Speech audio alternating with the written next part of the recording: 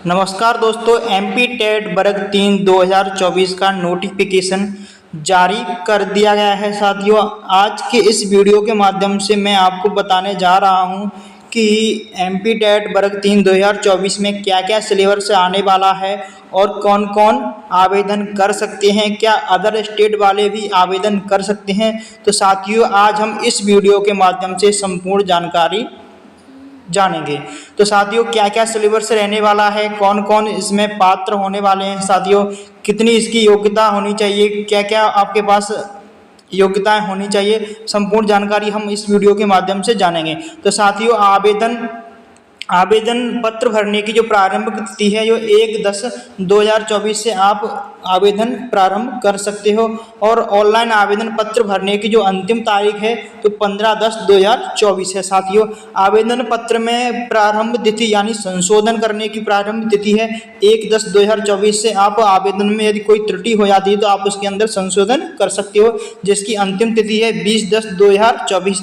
तो साथियों, इसका जो शुल्क है जो अनारक्षित यानी जनरल कैटेगरी वालों के लिए शुल्क रखा गया 500 रुपये शुल्क रखा गया है।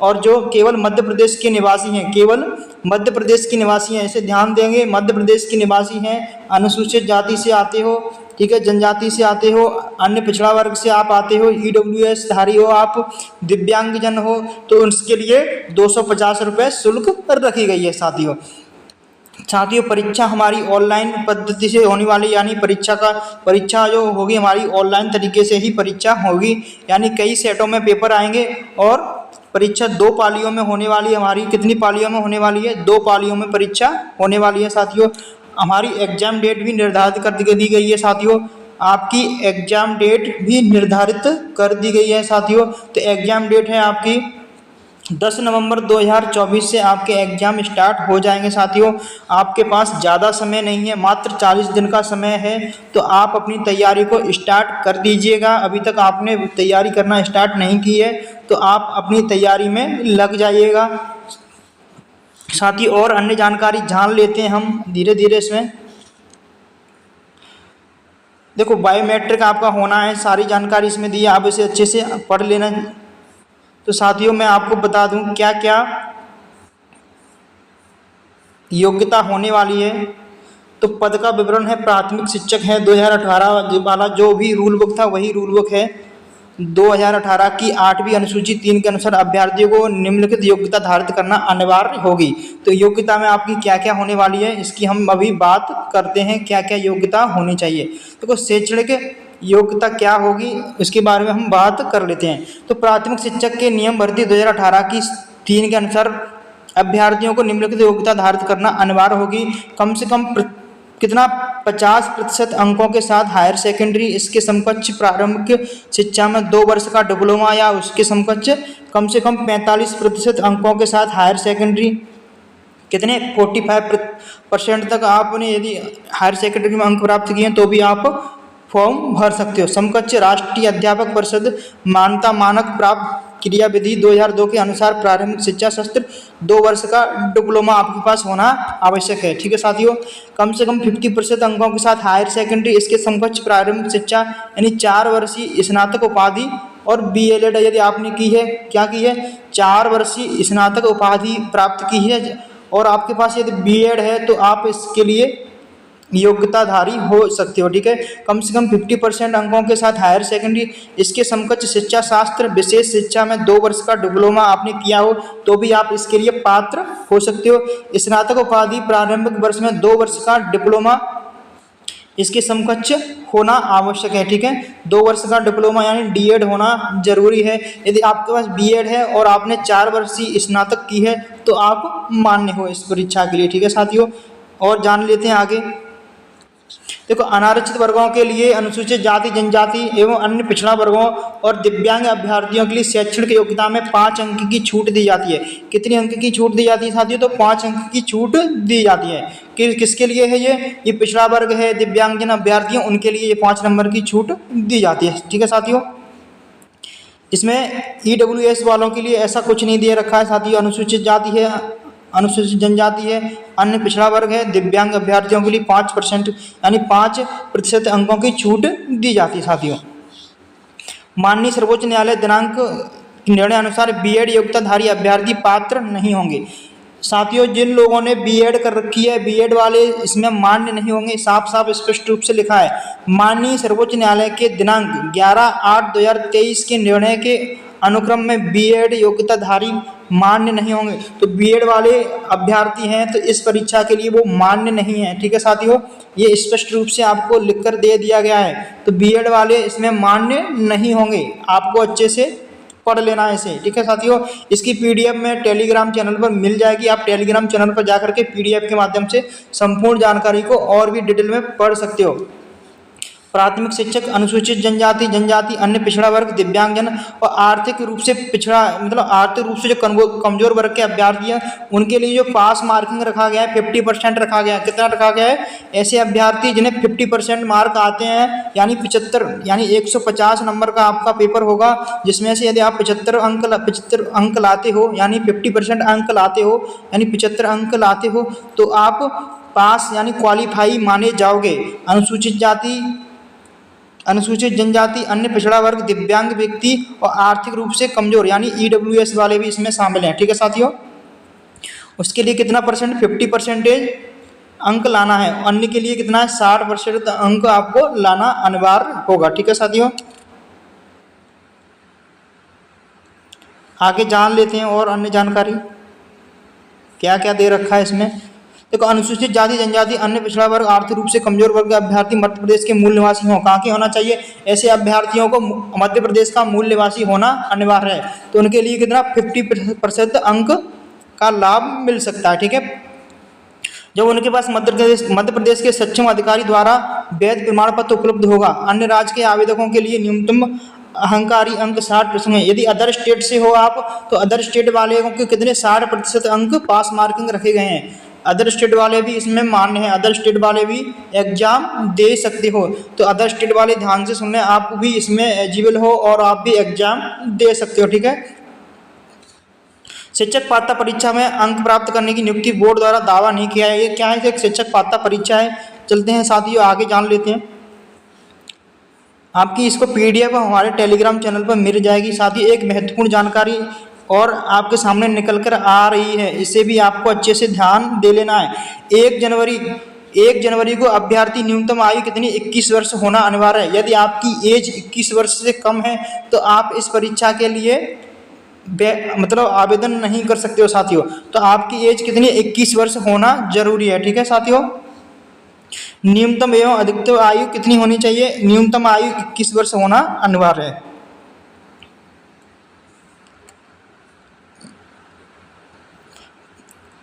पद का विवरण दे रखा है सर साथियों, ये महंगाई भत्ता, ये सारी डिटेल दे रखी है। दिनांक दिसंबर 2019 के अनुसार वेतन तय होगा। वेतन 23 यानी 25,300 प्लस महंगाई भत्ता आपका इसमें शामिल किया गया। ठीक है साथियों, चलते हैं आगे, जान लेते हैं आगे जानकारी क्या है। कर्मचारी चयन मंडल भोपाल परीक्षा संचालन के नियम एवं निर्देश, ये सारे निर्देश दिए रखे हैं आपको, इसे आपको पढ़ लेना है साथियों।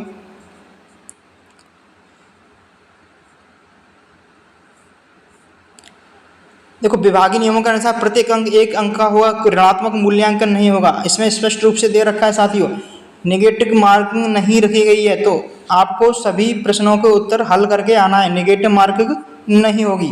तो परीक्षा के दौरान वीक्षक अभ्यर्थियों को प्रवेश पत्र में निर्धारित हस्ताक्षर एवं बाएं हाथ के अंगूठे का निशान लेगा। यह सारी जानकारी इसमें दी गई है साथियों। ठीक है, स्क्रीनिंग भी होगी, कंप्यूटर स्क्रीनिंग की जाएगी आपकी। ठीक है साथियों, सिलेबस जान लेते हैं। नॉर्मलाइजेशन पद्धति अपनाई जाएगी, नॉर्मलाइजेशन होगा यानी नॉर्मलाइजेशन भी इसमें आपका होने वाला है साथियों। नॉर्मलाइजेशन पद्धति के बारे में जानने के लिए मंडल की वेबसाइट पर आप जा सकते हो यदि आपको अधिक जानकारी चाहिए तो। ठीक है साथियों,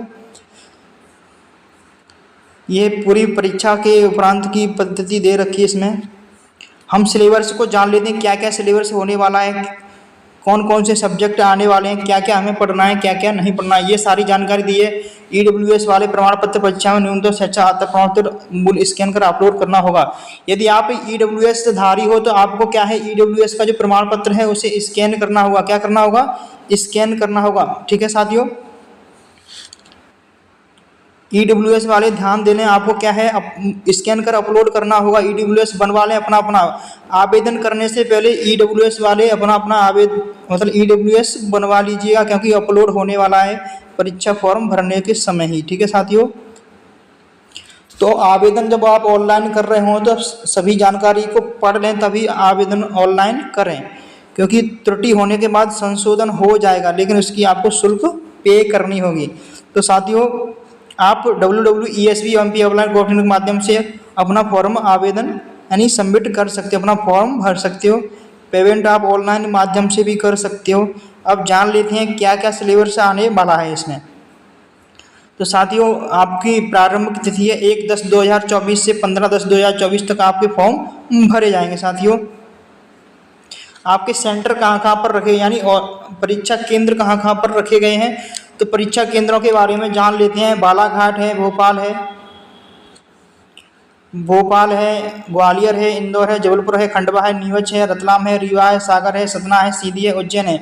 यानी 13 जगहों पर आपके परीक्षा केंद्र निर्धारित किए गए हैं। यहाँ पर आपके परीक्षा केंद्र होंगे। ठीक है साथियों, ऑनलाइन परीक्षा प्रणाली के निर्देश दिए गए हैं। आपकी परीक्षा प्रणाली कैसी होने वाली है, ऑनलाइन होने वाली है। सभी निर्देश को आपको अच्छे से पढ़ लेना है। ठीक है, प्राथमिक शिक्षक पात्रता परीक्षा 2024 के लिए परीक्षा योजना एवं पाठ्यक्रम। तो साथियों, आपका पाठ्यक्रम किस तरह का होने वाला है, हम उसके बारे में जान लेते हैं। पाठ्यक्रम में तो पात्रता परीक्षा में आपका जो 150 अंकों का होने वाला है, कितने अंकों का पेपर होने वाला है, तो आपका 150 अंक का पेपर आएगा। प्रश्न पत्र होगा। परीक्षा की अवधि 2.5 घंटे होगी। आपको 2.5 घंटे का पूरा समय मिलेगा साथियों पेपर को हल करने के लिए। प्रत्येक अंक 1 अंक का होगा, यानी प्रत्येक प्रश्न 1 नंबर का होगा। ऋणात्मक मूल्यांकन नहीं होगा, स्पष्ट रूप से लिखा है। कोई भी नेगेटिव मार्किंग नहीं होगी। पात्रता परीक्षा के सभी प्रश्न बहुविकल्पी होंगे। MCQ टाइप प्रश्न आपके आने वाले हैं, जिसके 4 विकल्प होंगे, 1 विकल्प सही आपको करना होगा। ठीक है साथियों, क्या क्या सब्जेक्ट आने वाले हैं, आपका बाल विकास शिक्षा शास्त्र आने वाला है। ठीक है, भाषा आने वाली है। भाषा में आपका जैसे हिंदी हो गई, हिंदी है, इंग्लिश हो जाती है, संस्कृत हो जाता है और उर्दू हो जाता है। आपका क्या हो जाता है,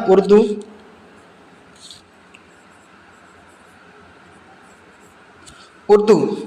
इस तरह की भाषा आपको चुननी होगी। आप यदि हिंदी भाषा को चुनाव करते हो तो उसके समकक्ष आपको इंग्लिश या संस्कृत या उर्दू यानी 3 भाषा में से एक भाषा को चुनाव करना होगा। आप प्रथम भाषा में यदि इंग्लिश चुनते हो तो उसके लिए आपके पास 3 ऑप्शन बच जाते हैं। अन्य और भी भाषा हैं, लेकिन मुख्य रूप से 4 भाषा ही ज़्यादातर लोग लेते हैं। तो मैं बता दूं, जैसे आप हिंदी भाषा लेते हो तो आपको इंग्लिश या संस्कृत में से एक कोई लेना होगा, या आप उर्दू ले सकते हो, या आपने प्रथम भाषा में उर्दू ले रखा है तो 3 भाषाओं में से एक भाषा को आप चुनाव कर सकते हो। यदि आप हिंदी लेते हो तो हिंदी के साथ में आप संस्कृत भाषा को भी चुनाव कर सकते हो। तो भाषा प्रथम और भाषा द्वितीय यानी 2 लैंग्वेज फर्स्ट और लैंग्वेज सेकेंड आपकी आने वाली है। गणित भी आपका आने वाला है। गणित ज़्यादा उच्च लेवल का नहीं आएगा। प्राइमरी लेवल में आपके लिए गणित कक्षा 1 से लेकर के 8वीं तक का ही लेवल पूछा जाएगा ज़्यादा से ज़्यादा। हाई स्कूल लेवल भी नहीं आने वाला है दोस्तों, तो आपको ज़्यादा टेंशन लेने की आवश्यकता नहीं है। पर्यावरण अध्ययन के लिए आपको NCERT की सारी किताबें पढ़ लेनी है। ठीक है, कक्षा 1 से लेकर 8वीं तक की सभी किताबों को आपको एक बार से रिवाइज कर लेना है, क्योंकि पर्यावरण अध्ययन में NCERT भी पूछी जाएगी और आपको स्टैटिक भी पूछा जाएगा साथियों। तो हमें पर्यावरण पर विशेष ध्यान देना है। तो आपको सभी 30-30 नंबर के होने वाले हैं। आपका बाल विकास 30 नंबर का पूछा जाएगा, भाषा भी 30 नंबर की आएगी, लैंग्वेज 2 भी 30 नंबर का आएगा, गणित भी 30 अंक का होने वाला है और पर्यावरण अध्ययन भी 30 अंक का होने वाला है। कुल मिलाकर आपका पेपर 150 अंक का होने वाला है साथियों, जिसमें से सामान्य कैटेगरी के लोगों को 60% यानी 90 नंबर लाना अनिवार्य है। कितना, 60% यानी 90 नंबर लाना अनिवार्य होगा। यदि आप अन्य कैटेगरी से आते हो, जनरल कैटेगरी से नहीं आते, तो आपको 50% अंक लाना अनिवार्य होगा। यदि आप 50% यानी 75 अंक लाते हो तो आप पात्रता परीक्षा पास माने जाओगे। ठीक है साथियों, जो मुख्य परीक्षा है चयन परीक्षा आपको अलग से करवाई जाएगी, जिसके लिए विभाग द्वारा नोटिफिकेशन जारी किया जाएगा और रिक्त पद की संख्या भी आपके लिए जारी की जाएगी दोस्तों। ठीक है दोस्तों, अब जानते हैं आगे। आपका 30-30 नंबर का सभी सब्जेक्ट होने वाला है। इसके साथ में पेडागोजी भी आपकी आने वाली है। इसके साथ में आपको पेडागोजी भी देखने को मिलेगी। तो पेडागोजी में भी मैं करवाने वाला हूं आपको अपने YouTube चैनल पे ही, आपको बिल्कुल फ्री कोई भी शुल्क पे नहीं करना है, बिल्कुल पेडागोजी और पर्यावरण के लिए आप हमारे यूट्यूब चैनल को सब्सक्राइब कर लीजिएगा। चलो जान लेते हैं कौन कौन से टॉपिक पूछे जाएंगे। देखो आपका स्तर क्या होने वाला है, तो स्तर के बारे में बात करें। गणित और पर्यावरण अध्ययन के प्रश्न के विषय की अवधारणा, समस्या समाधान पेडागोजी की समझ पर आधारित होंगे।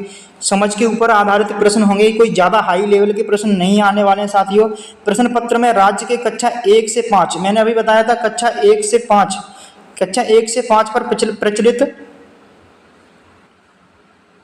देखो साथियों कक्षा 1 से 5 से प्रचलित पाठ्यक्रम पुस्तकों पर टॉपिक्स पर आधारित होंगे, ठीक है, कक्षा 1 से 5 तक। लेकिन इसका जो स्तर है, कठिनाई का स्तर है, वो हाई स्कूल लेवल तक का हो सकता है, यानी उसकी जो सोचने की क्षमता है ना, वो कितने हाई स्कूल लेवल तक की हो सकती है साथियों।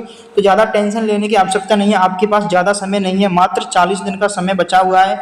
तो अभी तक आपने अपनी तैयारी को स्टार्ट नहीं किया है, तो अपनी तैयारी को आज से ही स्टार्ट कर दीजिए, आज से ही अभी से स्टार्ट कर दीजिएगा। मैंने आपको पर्यावरण अध्ययन के ओल्ड पेपर करवा रखे हैं, आप जाकर उन्हें सभी ओल्ड पेपर को देख लीजिएगा, क्योंकि आपको इसी तरह के प्रश्न एग्जाम में देखने को काफ़ी मिलेंगे। तो और रिपीटेड प्रश्न भी आपको देखने को मिलेंगे, क्योंकि यह पात्रता परीक्षा है, कोई चयन परीक्षा नहीं है, तो इसका लेवल ज़्यादा हाई नहीं होगा, नॉर्मल ही लेवल होने वाला है साथियों। तो ज़्यादा टेंशन लेने की आवश्यकता नहीं है, बस आपको तैयारी में जुट जाना है। ये बाल विकास की टॉपिक दिए हैं, ये आने वाले हैं, देखो इन्हें आपको अच्छे से पढ़ लेना है। देखो प्याजी कॉल वर्ग थॉरनडाइज से भी प्रश्न आपको ज़्यादा से ज़्यादा पूछे जाते हैं, ठीक है। भाषा और विचार से भी प्रश्न आते हैं, इसको आपको अच्छे से पढ़ लेना है। पेडागोजी को और मनोविज्ञान अच्छे से पढ़ना। भाषा के अंदर, भाषा हिंदी लैंग्वेज के अंदर ये पूछा जाएगा आपको, भाषा हिंदी अंग्रेजी में ये पूछा जाएगा साथियों, इसका आप स्क्रीनशॉट ले सकते हो, आप अच्छे से पढ़ लीजिएगा इसे, ठीक है। भाषा संस्कृत में क्या क्या पूछा जाएगा, भाषा समझ अपठित गद्यांश पद्यांश 2 आने वाले हैं आपके, उन्हीं से आपको प्रश्न पूछे जाएंगे, ठीक है। व्याकरण के 2-4 प्रश्न पूछे जाएंगे और पेडागोजी के प्रश्न होंगे।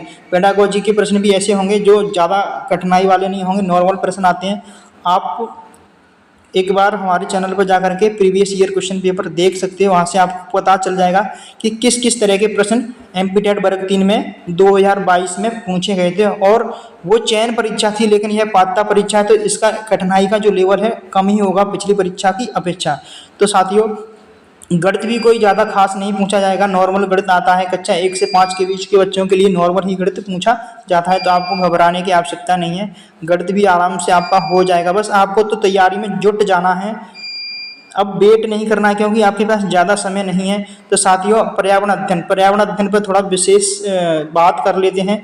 पर्यावरण अध्ययन में क्या क्या आने वाला है आपका साथियों, तो बात करते हैं पर्यावरण अध्ययन की। तो पर्यावरण अध्ययन में क्या क्या आने वाला है, तो पर्यावरण अध्ययन में 30 नंबर के कुल कितने अंक प्रश्न होंगे, कुल 30 प्रश्न होने वाले हैं। इसके अंदर आपको क्या क्या होने वाला है साथियों, देखो हमारा परिवार और मित्र, हमारा परिवार मित्र से आपके टॉपिक से प्रश्न देखने को मिलेंगे, जिसमें जैसे मालवाहक पशु, हमारे आसपास के जंतु जानवर, पेड़ पौधे, इन चीज़ों के बारे में आपको प्रश्न देखने को मिलेंगे, ठीक है साथियों।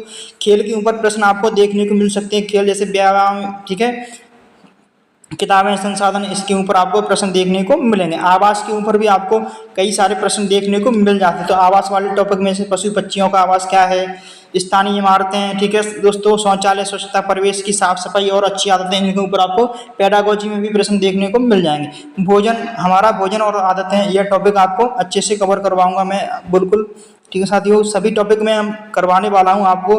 तो बस आप हमारे यूट्यूब चैनल को सब्सक्राइब कर लीजिएगा, और टेलीग्राम की लिंक आपको डिस्क्रिप्शन बॉक्स में मिल जाएगी, वहाँ से आप टेलीग्राम चैनल ज्वाइन कर लीजिएगा। वहाँ पे आपको मैं फ्री में पीडीएफ देता हूँ, बिल्कुल पीडीएफ आपको मिलने वाली है। पीडीएफ के माध्यम से आप अपनी तैयारी को और भी बेहतर बना सकते हो। पर्यावरण के लिए आपको कहीं से नोट्स खरीदने की कोई भी आवश्यकता नहीं है, पीडीएफ आपको वहाँ पर मिल जाएगी। पीडीएफ के माध्यम से आप अपनी तैयारी को बेहतर कर सकते हो। एनसीईआरटी की भी पीडीएफ मैं आपको वहाँ पर दे दूंगा, ठीक है साथियों। तो आपको हमारे टेलीग्राम चैनल को ज्वाइन कर लेना है, और अभी तक आपने हमारे चैनल को सब्सक्राइब नहीं किया, चैनल को सब्सक्राइब जरूर कर लीजिएगा। तो प्राकृतिक वस्तुएं और उपज, प्राकृतिक वस्तुएं और उपज जैसे मिट्टी, पानी, बीज, फसल, रासायनिक खाद, इनके ऊपर प्रश्न बनते हैं, इन्हें भी हम अच्छे से करने वाले हैं साथियों। देखो मानव निर्मित संसाधन एवं क्रियाकलाप, जो मानव के द्वारा होते जैसे वनों की कटाई, शहरीकरण, अम्लीय वर्षा, ग्लोबल वार्मिंग, ग्रीन हाउस प्रभाव, वैज्ञानिक कारण, इन्हें भी हम डिटेल में जानने वाले हैं साथियों। अंतरिक्ष विज्ञान से मैंने आपको अलग से करवा रखा है। 5 से 6 क्लास आपको मिल जाएंगी प्ले लिस्ट में जाकर के, आज ही देख लीजिएगा।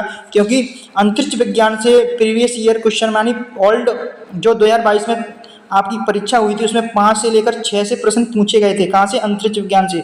तो ये टॉपिक आपका काफ़ी इंपॉर्टेंट हो जाता है साथियों। तो आपको हमारी प्ले लिस्ट में जाकर के इन टॉपिक को अभी पढ़ लेना है, आज ही इन्हें कवर कर लीजिएगा। अंतरिक्ष विज्ञान से आपको 5 से 6 प्रश्न देखने को मिलेंगे। तो मैंने 5 से 6 क्लास करवा रखी हैं जिसमें अंतरिक्ष विज्ञान को बिल्कुल कवर कर रखा है, और आगे भी आपके लिए क्लास लेकर मैं आता रहूँगा। तो साथियों अंतरिक्ष विज्ञान के टॉपिक को आपको पढ़ लेना है, आज ही जाकर आपको प्ले लिस्ट में इनकी क्लास मिल जाएंगी, और डिस्क्रिप्शन बॉक्स में भी मैं इसकी लिंक डाल दूंगा। साथियों पेडागोजी के कुछ प्रश्न आएंगे जिसमें आप जैसे पर्यावरण अध्ययन की अवधारणा, पर्यावरण अध्ययन महत्व, ठीक है, पर्यावरण अध्ययन की शिक्षा और दायित्व, पर्यावरण अध्ययन शिक्षा विज्ञान सामाजिक संबंध, बिल्कुल नॉर्मल से बेसिक से प्रश्न आते हैं साथियों, आराम से हो जाते हैं। परिवेशी भ्रमण, प्रयोगता, प्रोजेक्ट कार्य, उसका महत्व साथियों, ठीक है। इसके शिक्षण के दौरान पूछना, मुखर लिखित अभिव्यक्ति, अवसर देना, वर्कशीट एवं ये सारे प्रश्न आपको पोर्टफोलियो का विकास, केस स्टडी, व्यक्तिगत प्रोफाइल, इन सारी प्रश्नों को हम डिटेल में पढ़ने वाले हैं साथियों। तो आपको हमारी टेलीग्राम चैनल को ज्वाइन कर लेना है। जानकारी अच्छी लगी हो तो लाइक, शेयर और सब्सक्राइब जरूर कर लीजिएगा साथियों। तो साथियों मिलते हैं हम अगली वीडियो में, तब तक के लिए सभी साथियों के लिए जय हिंद, वंदे मातरम। ये हमारा PDF के लिए आप हमारे टेलीग्राम चैनल को ज्वाइन कर सकते हो। ये रहा, अभी तक सब्सक्राइब नहीं किया सब्सक्राइब कर लीजिए, शेयर कीजिए, कमेंट बॉक्स में अपनी राय जरूर दिखाएं। अभी तक आपने लाइक नहीं किया है तो एक लाइक जरूर कीजिएगा। तो मिलते हैं अगली वीडियो में, तब तक के लिए नमस्कार, धन्यवाद, जय हिंद, वंदे मातरम।